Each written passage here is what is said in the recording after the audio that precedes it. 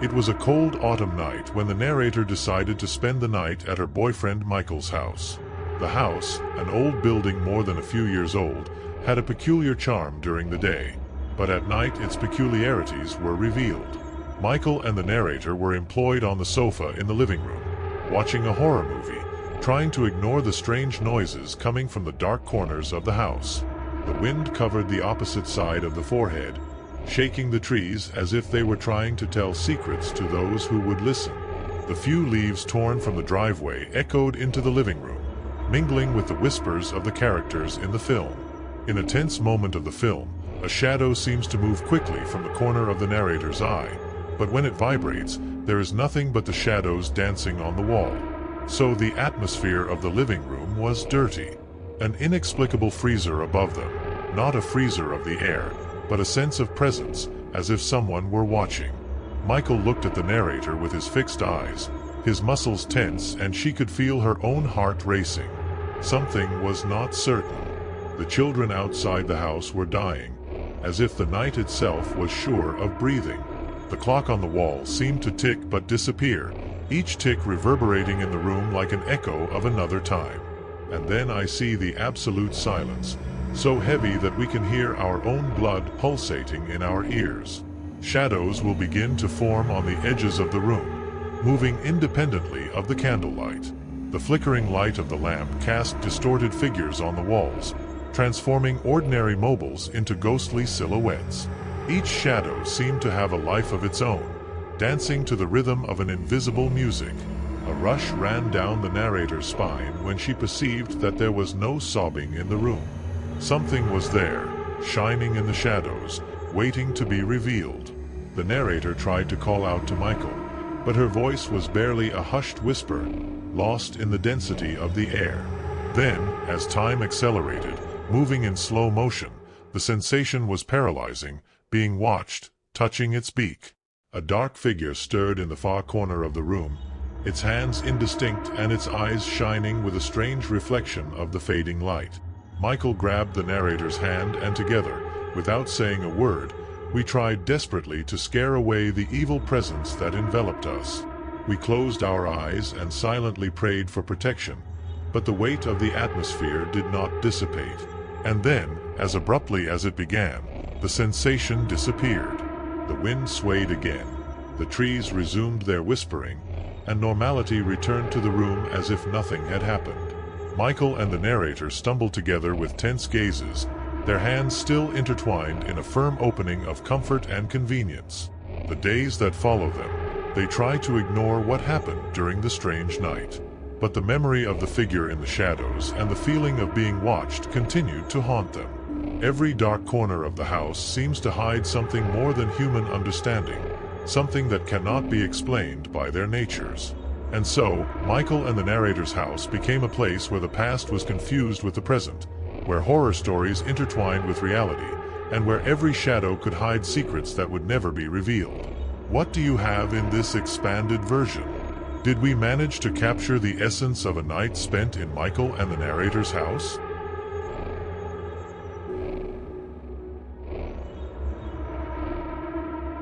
I hope you liked the story, because the second story is even more chilling. Just don't forget to see if you're already subscribed to the channel so you don't miss any terrifying stories. Imagine a cold autumn night, where the wind gathers between the trees and dry leaves and sends the water down to the ground until it is trampled underfoot. We were walking towards the old cemetery, and the cache seemed denser than usual.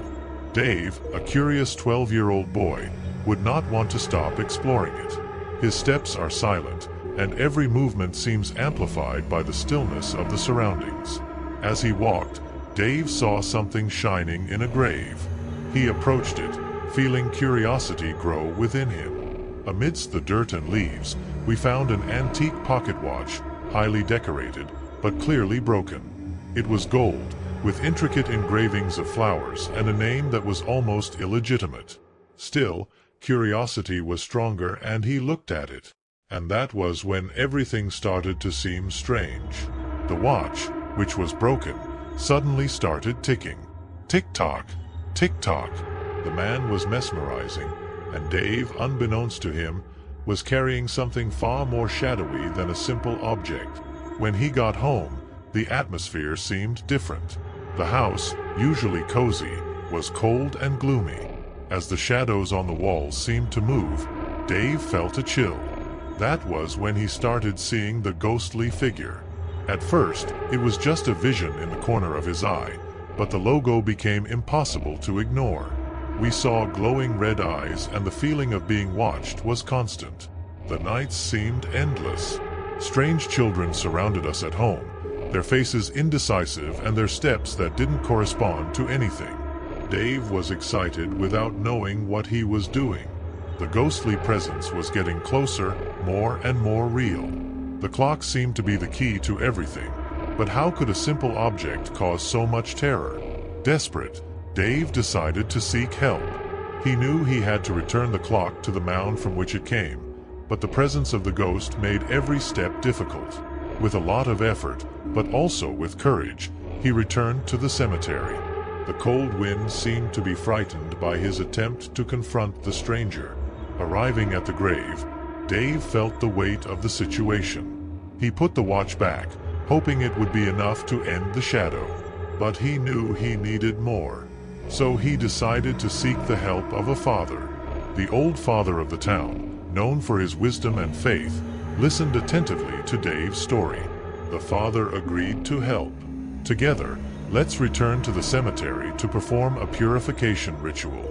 The night was still darker and the feeling of being watched was intense. The father began to pray, and he seemed to vibrate with a strange energy. A ghostly figure appears, its red eyes fixed on Dave. But with faith and courage we will face the surprise. The figure began to disappear and the watch finally stopped working. Silence returned to the cemetery, and Dave felt a deep relief. The ghostly presence had been free, and he knew he was free of terror. As the night progressed, the cemetery returned to its usual tranquility. Dave, now more than knowing, knew that curiosity can be dangerous, but also that faith and courage are true weapons against the unknown. And so, with a softer heart, he turned toward the house, knowing that he was right in front of his hands and feet. But the story does not end here. When Dave returned home, he found his mother waiting for him in the living room. She was worried, but relieved about the vehicle. Dave told her everything he had heard, and his mother listened attentively, without interrupting him. When he finished, she gave him an embrace and said, "You were very brave, my son.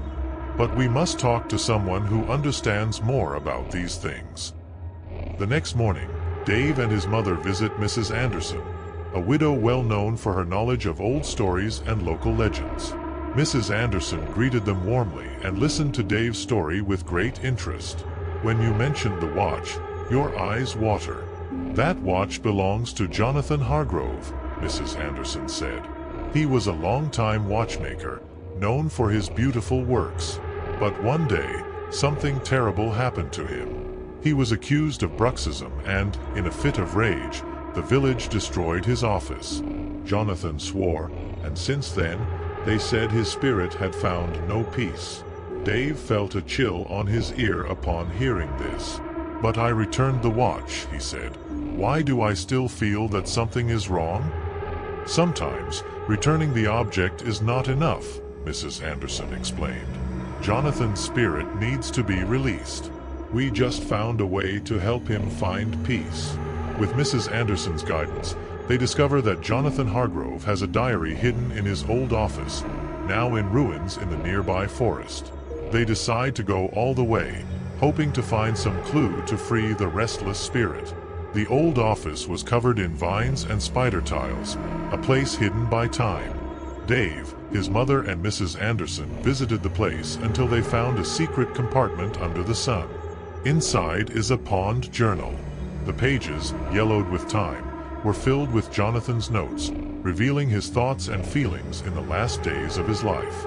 Jonathan wrote about his dog and his Riva, but also about his regret. He simply wished to be remembered for his work, not because he was wrongly accused. The last note fails about a special clock he was creating, one that was meant to symbolize his redemption. With this information, Mrs. Anderson suggests they perform a ritual of loss and redemption. We return to the cemetery but once, this time with Jonathan's journal. As the father recited prayers, Mrs. Anderson heard Jonathan's words of regret aloud. Dave assured her that the clock was changing its energy, becoming gentler. The ghostly figure appears one last time, but this time, its eyes were not red with anger, but rather filled with sadness and gratitude. With one last look at Dave, the figure disappears and a sense of peace is reflected in the cemetery. The clock stopped ticking forever, and Dave knew that Jonathan Hargrove's spirit had finally found rest. We will thank Mrs. Anderson and Father for their help, and we will return home with a new understanding of the importance of loss and redemption. And so, the story of Dave and Jonathan Hargrove's clock ends, leaving a valuable lesson about courage, faith, and the power of repentance. As the dry leaves continued to fall, Dave knew that he would never hear of this experience and that he would always be careful of what he chose to take with him. So, will you manage to feel the chill on your spine just by imagining it? Dave's story teaches us that sometimes what seems like a simple object can carry with it dark secrets, and that in the end, courage, faith, and loss can help us face something. I hope you liked the story, because the third story is even more chilling. Just don't forget to see if you're already subscribed to the channel so you don't miss any terrifying stories. I hope you liked the story. You find yourself in the shadowy hallway of an old house, where echoes of laughter still echo through the walls as time passes. Each step becomes an eerie whisper as you venture beyond the depths, guided by childlike curiosity and the sense of adventure that only an old house can provide.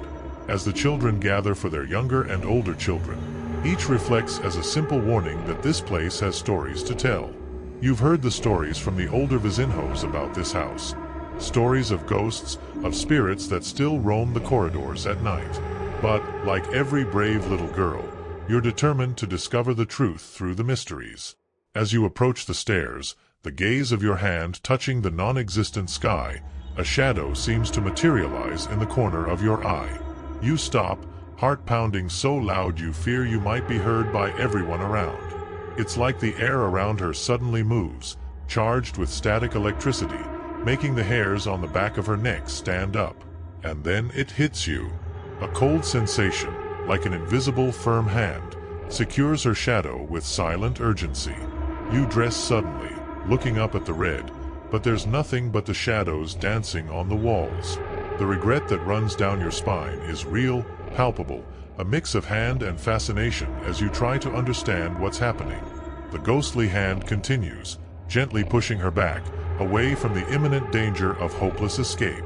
You hold on protectively, trying not to think of the stories you've heard about the misfortunes that befell back home. Could it be possible that the spirits who reside here care for her safety?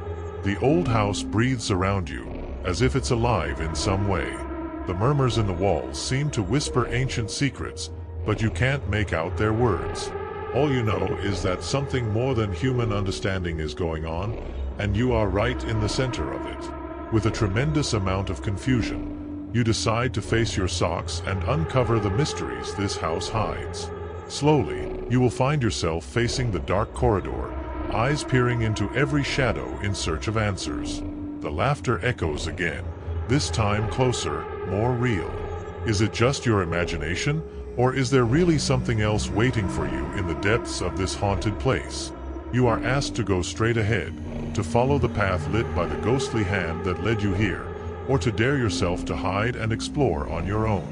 The choice is yours, but remember, in this house, each choice can reveal a new layer of mystery or unravel something you would rather not have seen. Tell me which story made your hair stand on end? Tell me which one you liked the most? Because in the next video, the story is even more chilling. Just don't forget to see if you're already subscribed to the channel so you don't miss any terrifying stories.